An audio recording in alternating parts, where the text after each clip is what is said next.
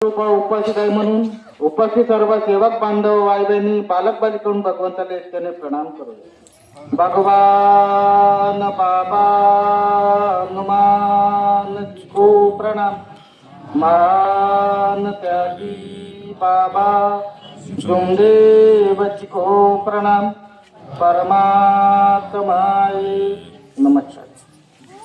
भगवान बाबा हनुमान जी को प्रणाम. मान त्यागी बाबा तुमदेव जी को प्रणाम. परमात्मा भगवत प्राप्ति के लिए निष्काम कर्म साधने के लिए परम पूज्य परमात्मा सेवक मंडळ उगमतान संस्था टिमकी वर्धमान नगर नागपूर नागपूरच्या वतीने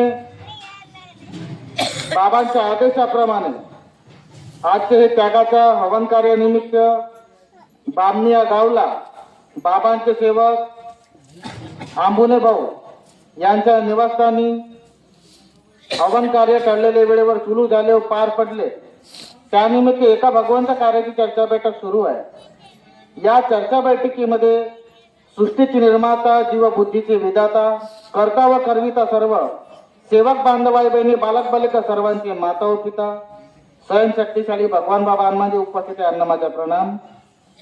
तसेच हाडाचे काढा रक्ताचे पाणी करून अंधश्रद्धेतून वाईटपणातून मुक्त करणारे जातीचा नष्ट करून सत्य मर्यादा प्रेमाची बीज रवणारे तुम्हा आम्हा सर्व सेवकां सद्गुरू महानता जिंदी उपस्थित यांना माझा प्रणाम. तसेच बाबांना वेळोवेळी सहकार्य करणारी बाबांच्या खांद्याला खांदा लावून चालणारी बाबांची अर्धांगिनी बाबांचा कधी शब्द न तोडणारी व सर्व सेवक बांधवाई बहिणी बालक बालिका सर्वांना प्रेमाची व्याख्या शिकवणारी सर्व सेवकांची लाडकी मातोश्री वारणाची उपस्थित आहे माझा प्रणाम. परमात्मा करता मार्गदर्शक ज्येष्ठ सेवक त्याचप्रमाणे बामणी या परिसरातील जे उपस्थित आहेत जे उपस्थित नाही आहेत पेंडालमध्ये उपस्थित सर्व सेवक बांधवाई बहिणी बालक बालिका सर्व उपस्थित सर्वांना माझ्या साथ नमस्कार. तर आजची भगवंत कार्याची चर्चा बैठक संचालक साहेबांनी 4 तत्व 3 शब्द 5 नियम भगवंताचे गुण बाबाचे गुण आईचे गुण दुखी मानवाला आलेले अनुभव या आधारित संचालक साहेबांनी सुरुवात केली. आतापर्यंत छान अनुभव मान्यवराच्या मुखातून निघून सर्व सेवक बांधवाई बहिणी बालक बालिका सर्वांच्या कानो कोपऱ्यापर्यंत पोहोचलेली आहे. सर्वांचाच भला होते घेईन त्याचेही होते आणि जो नाही घेईन त्याचेही भला होते. फक्त घेण्यात आम्ही कमी पडत आहोत. आता लेंडे साहेबांनी सांगितलं सत्य गोष्ट आहे. बाबाचा हयातीमधला अनुभव आहे ते. त्यांच्या एका शब्दामुळे काय घडलं हे जगाचा इतिहास आहे. प्रत्येकाची आपबीती आहे आणि प्रत्येकावर त्यांच्या कर्मानुसार त्यांच्यावर आपत्ती येते हे केवळ सत्य. इथं आपल्याला गरज आहे शिकण्याची. कारण प्रत्येक मानव स्त्री असो किंवा पुरुष असो बाबांनी सर्वाला सारखं वाटलं कोणालाही कमी जास्त दिलं नाही. आम्ही फक्त ग्रहण करतो ते आपल्या कर्माने कर्तव्याने. बाबाचा हयातीमधला अनुभव लेंडे साहेब अनुभव लहानच्या गावातला अनुभव आहे. बाबाचा हयातीमधला पती आणि पत्नी तरुण नवीन लग्न झालं. 3 महिने लग्नाला झाले आणि शेवकीनताई म्हणजे गरोदर झाली. कालांतरानं त्यावेळेस तर दवाखाने सुद्धा नव्हतं. सर्व काम कोण करे मांगींच्या हातानं. 9 महिने होतपर्यंत ते वावरामध्ये कामाला जात नाही का. अशा वेळेस शेवकीनताई गरोदर झाली आणि गरोदर झाल्यानंतर 9 महिने बरोबर पार पडत आले. जवळपास पडत आले. 8 महिने झाले आणि 9व्या महिन्यात प्रवेशच केला. जवळ जवळ बरोबर सर्व काही बरोबर राहिलं. पती आणि पत्नी सत्य मर्यादा प्रेम दोघांमध्ये आचरण प्रेमाच्या दोघांमध्ये आचरण कोणतं सत्य मर्यादा आणि प्रेम हे दोघांमध्ये पती पत्नीमध्ये चांगलं संबंध. परंतु आपण म्हणतो शेडकी साहेब का तीर्थाने दुःख दूर होते नाही का. आपण ऐकलं आहे.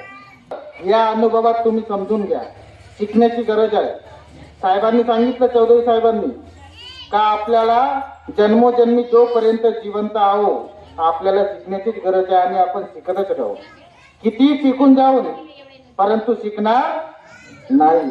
बाबा 40 वर्ष 50 वर्ष काय जीवनभर शिकवलं परंतु सेवक शिकले नाही तर आता काय शिकेल हे तेवढं सत्य आहे. तर पहा सेवक बांधवांनो, अनुभव असा घडला का त्या सेवकींताईच्या 9 महिने झाल्यानंतर अचानक पोटामध्ये त्रास सुरू झाला. दवाखान्यात ऍडमिट करण्यात आलं, सरकारी दवाखान्यात आपल्या मेडिकलला. त्यावेळेस मेडिकल लहानच दवाखाना होता, तेवढा मोठा नव्हता जेवढा आता आहे. तिची लाखणीची केस इथं आणली. त्यावेळेस नाही ऑटो नाही काही, त्यावेळेस चालही असती आणि आपली खाचर किंवा बंडी, बाबाचं आहे तिथलं काम. त्यावेळेस कुठं गाड्या घोड्या, आता तर सर्व साधन उपलब्ध आहे. अशा वेळेस तिथं जेव्हा आणण्यात आला क्रिटिकल कंडिशन त्या मुलीची सेवकींताई, अशा वेळेस तीर्थ बनवलं कोण? पतिदेवानं. पतिदेवाला पहा सेवक बांधवांनो, सेवकाचं विश्वास परमेश्वरावर आणि परमेश्वराचा विश्वास सेवकावर, असं नाता अशी चिकाटी आहे. याला समजण्याची गरज आहे.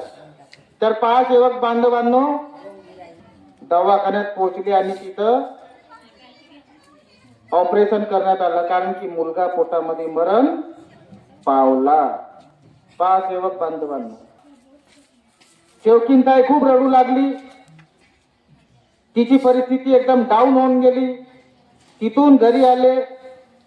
सर्व परिवार विचार करू लागला की एवढी मोठी दैवी शक्ती, एवढं मोठं मार्ग आणि अचानक हा मुलगा का मरण पावला. तर त्या परिवारातल्या त्या सेवकींताईचं काय म्हणणं झालं लेंडे साहेब? या जगामध्ये परमेश्वर नाही. पहा मानव रागातमामध्ये ना समज आहे, मानव हा ना समज आहे. मानवाला परमेश्वराची किंमत नाही. जोपर्यंत आपण सुखी आहोत समाधानी आहोत तोपर्यंत हाय बाप जेव्हा येते आपल्यावर ताप, हाय बाप आणि एक वेळा निघला ताप तर आम्ही बनतो त्या मान त्यागी बाबा जुमदेवजीच्याही बाप. हे आमची विचार आहे. तर अशा वेळेस तिने म्हटलं आणि कालांतराने मार्गातून ते बाहेर नाही निघाली. कालांतराने हळूहळू तिचं मन शांत झालं. तिला विसर पडलं की माझ्यासोबत काय घडलं. अचानक एक दिवस चर्चा बैठकीत न जाणारी सेवकीन चर्चा बैठकीत गेली आणि बाबाचं मार्गदर्शन त्या गावला गाळामुळे तिचं कानावर ते मार्गदर्शन जेव्हा पडलं बाबाचं, तिथं ती जागली का खरोखर मी चुकलो, का परमेश्वर या जगात आहेच नाही, देवी शक्ती खोटी आहे आम्ही असं बोललो. तिला आठवलं. तेव्हा तिथेच तिनं परमेश्वराला माफी मागितली का हे संसारची विधाता भगवान बाबा म्हणजे तुम्ही आणि मी एक तुच्छ स्त्री. तुम्हाला काय म्हटलं? या जगात परमेश्वर नाही, मला क्षमा करा बाबा. त्याच रात्री लेंडे साहेब, त्याच रात्री परमेश्वर त्या स्त्रीच्या स्वप्नामध्ये आले आणि परमेश्वराने सांगितलं, हे बाई तेरी जोडी मुझे तोडना नहीं था. काय म्हणते परमेश्वर? हे बाई तुझी हे जोडी मला तोडायची नव्हती. कारण या गावामध्ये जसे पती पत्नी आहेत, भरपूर सेवक सेविका आहेत, परंतु यांच्यापैकी तुमची जोडी पती आणि पत्नीची सत्य, मर्यादा, प्रेम, 4 तत्व, 3 शब्द आणि 5 नियम याचा तंतोतंत पालन करणारा तुमचा परिवार. आणि हा बाळ तुमच्या दोघातून एकाला घेऊन जायला आला होता. कारण की डॉक्टरांनी सांगितलं होतं, म्हणजे भेटायला गेली तेव्हा सरकारी दवाखान्यात, एक तर मुलगा जाईन किंवा आई जाईल, मुलगा किंवा आई. पहा लेंडे साहेब, खेळ भगवंताचा आहे, मानवाला कळणार नाही, तो फक्त बाबालाच कळलं. अशा वेळेस बाबाला म्हणजे परमेश्वराने त्या बाईला सांगितलं का तुझी मला जोडी तोडायची नव्हती आणि तुझा मी बाळ मारू शकत नव्हतो, कारण की ते तुझ्यामध्ये माझा अंश आहे. कुणाचा अंश आहे? माझा अंश आहे, म्हणून मी कुणाला मारू शकत नाही, माझं कार्य आहे जन्मदिनं आणि त्याचा जोपर्यंत आयुष्य आहे तो चालेल आणि त्याच्यानंतर माझ्यामध्ये विलीन होऊन जाईल त्याचे आयुष्य संपल्यानंतर असं म्हटलं. परंतु याला मारणंही गरजेचं होतं. म्हणून जेव्हा तीर्थ तुझ्या पतिदेवांना करून दिलं त्या तीर्थाच्या मार्फत मी तिथं गेलो आणि त्याचं जीव घेतलं. याकरिता मला माफ कर बाबा, परंतु मी नाही यावं असं कधी शब्द काढू नको. असे अनुभव आहे.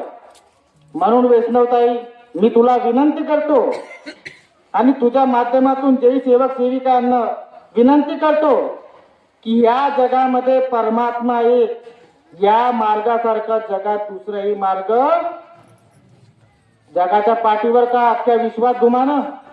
अमेरिका सारखे, न्यूयॉर्क सारखे देश सुद्धा या मार्गात आलेले सेवक झाले आहेत, विदेशी झाले आहेत. विदेशी या मार्गाची सत्यवाणी आहे, समजून घेण्याची गरज आहे.